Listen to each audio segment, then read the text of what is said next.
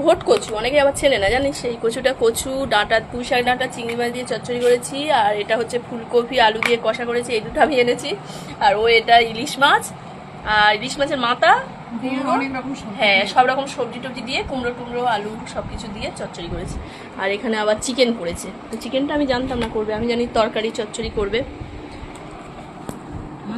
ও দারুণ, হ্যাঁ মাছকে খাবে, মাছ আমরা পছন্দ করিনি, তো মাছ করেছে, মাছটা রাঁধতে মানা করলাম, মাছকে খাবে।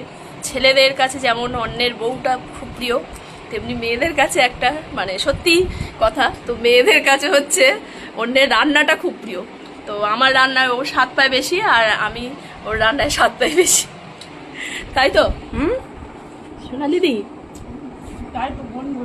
তাই তো